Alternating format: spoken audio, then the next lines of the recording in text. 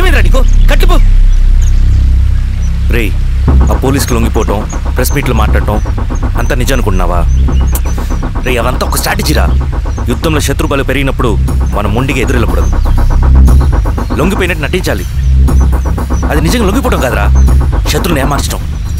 నేను అదేరా చేశాను, అది నిజం అనుకోకు. ముందు కట్టిపోరావి. విప్లవంలో నష్టం అన్ని వైపు నుంచి వస్తుంది. నువ్వు నేను ఇంకా మిగిలి ఉన్నాం కదా, ఇంకొక దళాన్ని నిర్మిద్దాం, విప్లవాన్ని కొనసాగిద్దాం. ముందు కట్లిపురా. ఏంట్రా నువ్వు మాట్లాడిన ప్రతిసారి నాకు చప్పట్లు కొట్టాలనిపిస్తుంది అన్న. నువ్వు చెప్పేది నమ్మాలనిపిస్తుంది. ఇప్పుడు కూడా నమ్మేవాడిని, కానీ ఇది ఆపుతుంది. మతం మత్తుమందు లాంటిది అన్నాడు కార్ల్ మార్క్స్. కానీ అంతకన్నా పెద్ద మత్తుమందు కమ్యూనిజం. ఆ కమ్యూనిజం మత్తులో నుండి నిన్ను బయటకు తీసుకురావడానికి బలమైన సాక్ష్యం కావాలని నాకు అర్థమైంది. ఎలక్షన్ నుంచి విత్డ్రా అయ్యాక నేను నా ఫ్రెండ్ స్వప్న వాళ్ళ ఇంటికి వెళ్ళాను. రే, అర్జెంట్గా 25 లక్షలు కావాలరా. Thank you.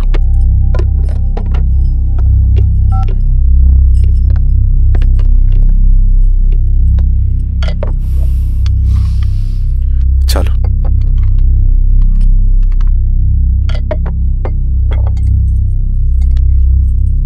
చాలు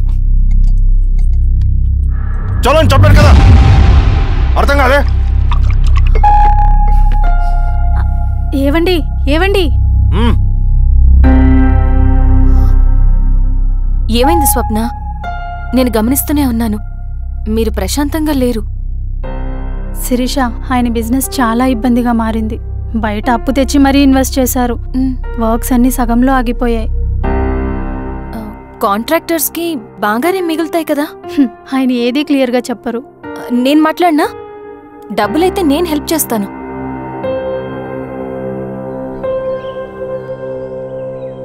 అన్నయ్య, చెప్పమ్మా. మీరు డబ్బు గురించి ఏదో ఇబ్బంది పడుతున్నారని అర్థమైంది. అవునమ్మా, ఈ ఏజెన్సీ కాంట్రాక్టర్ బతికే ఇంత ఏది సాఫీగా ఉండదు. అన్ని వైపుల నుంచి అడ్డంకులే. ప్రజల ప్రయోజనం కోసం బిల్డింగ్లు, బ్రిడ్జ్లు కట్టాలి, అడ్డమైన వాళ్ళకి లంచం ఇచ్చుకోవాలి. ఇప్పుడు ఈ నక్సల్స్ ఒకళ్ళు తయారయ్యారు. నా బ్రతుక్కి పని పూర్తయ్యేదాకా ఫండ్స్ లిస్ట్ చేయరు, వీళ్ళేమో పంచాయనివ్వరు. ఏం చేయాలో అర్థం కావట్లేదు. నక్సల్సా? నక్సల్స్కి ఏంటి సంబంధం? అదే కదా సమస్య. బయట ప్రజల కోసం మేము ఉన్నామంటారు, లోపల ఎక్స్ట్రాక్షన్కి అలవాటు పడ్డారు. ఎవరు కరెక్ట్గా లేరమ్మా. ఎక్కడి వాళ్ళన్నయ్యా? పినపాకం మండలం నక్సల్స్ 25 లక్షలు అడిగారు.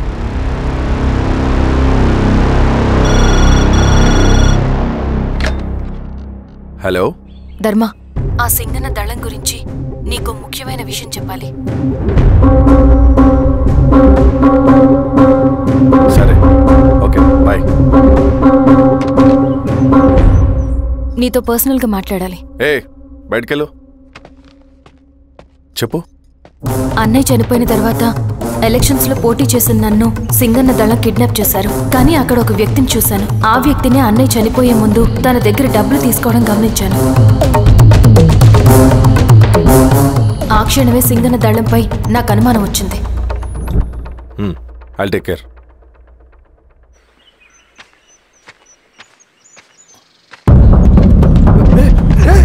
భయపడదు, మీ చంద్రుడు మనుషులు. నన్నేం చేయకండి. కూర్చోబెట్టండి. మీకు కావాల్సింది దీంట్లో ఉంది.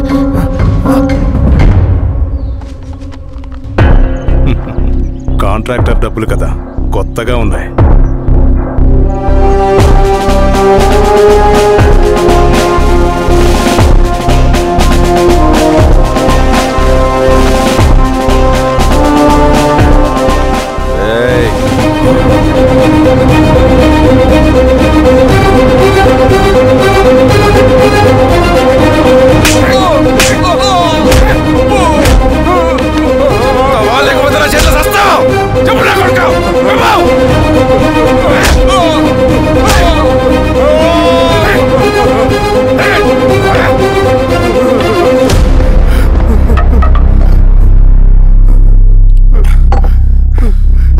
వీళ్ళ అన్న మీదున్న ప్రేమ అభిమానం ముందు మన పోలీసు లాఠీలు ఓడిపోయాయి.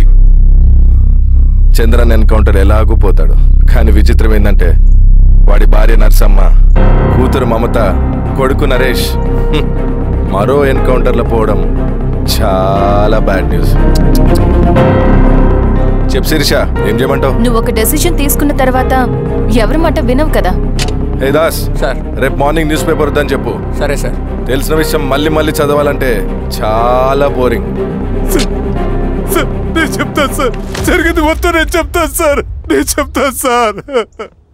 సింగన్న దగ్గర నేను 20 సంవత్సరాల నుంచి పనిచేస్తున్నారు సార్. పేదవాళ్ళ కోసం అన్న చేస్తున్న ఉద్యమంలో మేమందరం చాలా కష్టపడి పనిచేసేవాళ్ళం. కానీ ఒకరోజు నేను చెప్పిందంతా చెప్పి ఈశ్వర్ రెడ్డి దగ్గర 10 లక్షలు తీసుకురండి. దేనికన్నా ఇదంతా? దేనికేంటి? మొన్న ఆ కాంట్రాక్టర్ దగ్గర నుంచి, నిన్న బిల్డర్ దగ్గర నుంచి, ఈరోజు ఈశ్వర్ రెడ్డి దగ్గర నుంచి. అధికారం కోసం. డబ్బు ఉంటే అధికారం వస్తుంది, అధికారం ఉంటే డబ్బు వస్తుంది. నాకు రెండూ కావాలి. హిట్లర్ పెయింటర్ అవుదామని అకాడమీలో జాయిన్ అవ్వాలనుకున్నాడు, కానీ పనికిరాడని చెప్పి రిజెక్ట్ చేశారు. హిట్లర్ ఏం చేశాడు? నాజీ పార్టీ పెట్టి జూస్కి అగేన్స్ట్గా అందరినీ కూడగట్టి ప్రపంచాన్ని ఉనికిచ్చాడు. మొహమ్మద్ అలీ జిన్నా నేషనల్ కాంగ్రెస్ పార్టీలో ఎదగాలనుకున్నాడు, ఎప్పుడూ పట్టించుకోలేదు. ముస్లిం లీగ్ పార్టీ పెట్టి ఇండియాని రెండుగా చీల్చేశాడు. పాకిస్తాన్కి ప్రధానమంత్రి అయ్యాడు. ప్రపంచంలో ఎక్కడైనా సరే 2 కులాలు, 2 మతాలు, 2 ప్రాంతాల మధ్య చిచ్చు పెడితే చాలు, అధికారం వెతుకుంటూ మన కాళ్ళ దగ్గరకు వస్తుంది. జమ్మూ అండ్ కాశ్మీర్ నుంచి మహారాష్ట్ర, గుజరాత్ ఎక్కడైనా సరే, ఎవరైనా సరే ఇదే గేమ్. నేను అంతే. ఒక మామూలు కార్యకర్తగా దళంలో చేరాను నేను. కానీ ఈరోజు న్యూస్ పేపర్లు అయినా సరే, జనాల్లో అయినా సరే, ఎక్కడైనా సరే ఒకే పేరు, Singanna, Singanna, Singanna. And I love that. Naxals కొంటే ఈ అడవినే శాసిస్తాం, రాజకీయాల్లోకి వస్తే రాష్ట్రాన్ని శాసిస్తాం. చంద్ర, మన చదువులకి, మన తెలివితేటలకి ఈ అడవిలోనే మగ్గిపోవాలా? నువ్వే ఆలోచించుకో. ఆ మాటలు విన్న నేను ఆలోచనలో పడ్డాను. తన స్వార్థం కోసం ఉద్యమమును పెడదారి పట్టిస్తున్నాడని అప్పుడే అర్థమైంది. కానీ నాకు వేరే దారి లేదు. సింగన్న ఆదేశం ప్రకారం మేము వెంటనే వెళ్ళి ఈశ్వర్ రెడ్డిని కలిశాం. సింగన్న పార్టీ ఫండ్ కోసం 10 లక్షలు ఇమ్మన్నారు. ఆ డబ్బులు ఇస్తే రైతు కూలీ సమస్య ఉండదని చెప్పమన్నారు. అంత డబ్బా నేనెందుకు ఇవ్వాలి? నువ్వు గెలుస్తావనే భ్రమలో ఉన్నావు. ప్రజలంతా అమాయకులు కాదు రెడ్డి. ఈ ఊళ్ళో ఏం జరుగుతుందో నువ్వు మాకు చెప్పక్కర్లేదు. మీకు పార్టీ ఫండ్ ఇస్తే మాత్రం నేను గెలుస్తానని గ్యారంటీ ఏంటి? తప్పకుండా గెలుస్తావు. ఆలోచించుకో, తెలివైన వాడివి.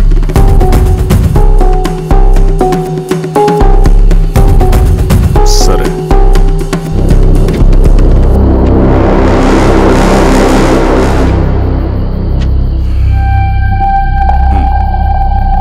కానీ నాదో కండిషన్. నేను సింగన్ని పర్సనల్గా కలవాలి.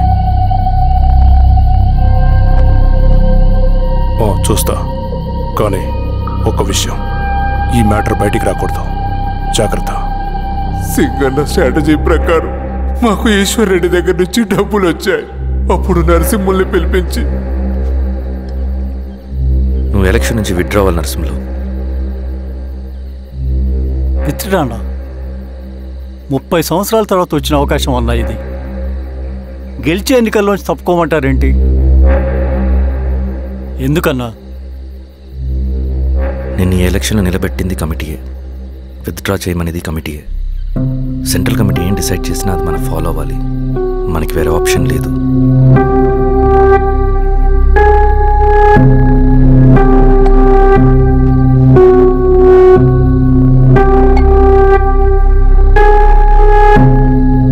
నన్ను నమ్ముకుని చాలామంది ఉన్నారన్న. మీరు వద్దన్నా సరే నేను ఇండిపెండెంట్గా పోటీ చేస్తా. నీ పట్టుదల నాకు అర్థమైంది నరసింహులు. సెంట్రల్ కమిటీతో మరొకసారి నేను మాట్లాడతాను. కొంచెం వెచ్చి, తొందరపడద్దు. లాల్ సలాం. లాల్ సలాం. తన మాటకి ఎదురు చెప్పిన నరసింహుల్ని క్రూరంగా హత్య చేయించి ఆ హత్యను ఈశ్వర్ రెడ్డి చేయించాడని అందరినీ నమ్మించి ఆ తర్వాత ఈశ్వర్ రెడ్డిని కూడా. ఏంటి ఈశ్వర్ రెడ్డి గారు, కలుద్దామనుకున్నాం కానీ ఇలా కలుస్తామనుకోలేదు. ఏంటంత కోపం? ప్రజానాయకుడు నరసింహులు చంపినందుకు నీకు మరణదండనే. చావుకి నన్ను ఎందుకు కలుద్దాం అనుకున్నావు? నర్సన చావుకి నాకు ఏ సంబంధం లేదు. నిన్ను కలిసి ఊరు సమస్యలు, ప్రజా సమస్యలు పరిష్కరించు. అడవికి సింహం రాజు, అడవైనా ఊరైనా ఈ సింగన్నే రాజు.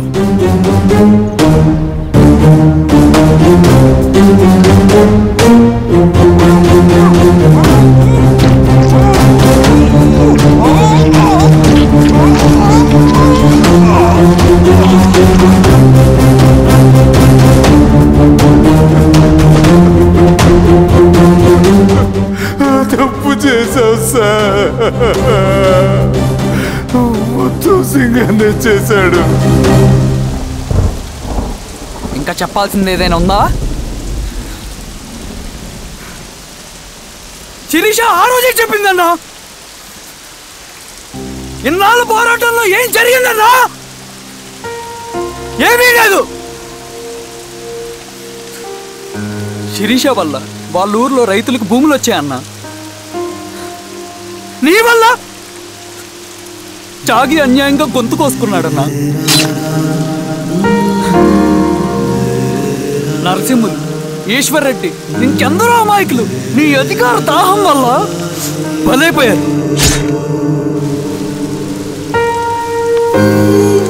వీరస్వామి, పల్లెనప్పన్, ఇంకెంతో మంది పోలీసులు నీ కుట్రలో కాలిపోయారన్నా.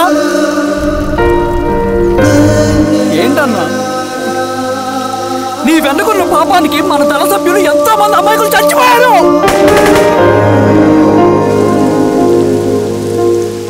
ఆ జనాలు అమాయకులన్నా. నువ్వు మాటలు చెప్పి రెచ్చగొడితే నువ్వేదో సమాజాన్ని ఉద్ధరిస్తావని నీ వెనుకున్నారు.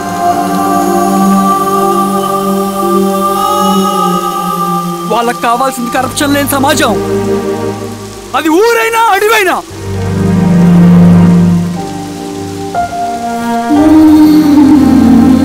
దేవతలాంటి అమ్మాయి అన్నా. బతికినంతకాలం అందరి జీవితాన్ని బాగు చేసిందన్నా.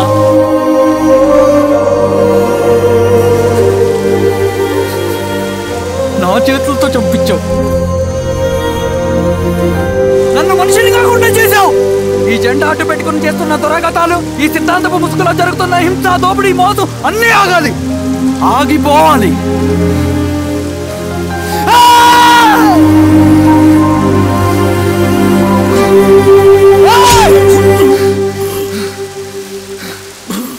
నువ్వు చెప్పిన సమాజం స్థాపితం కావాలంటే నువ్వు సమాధి కావచ్చు.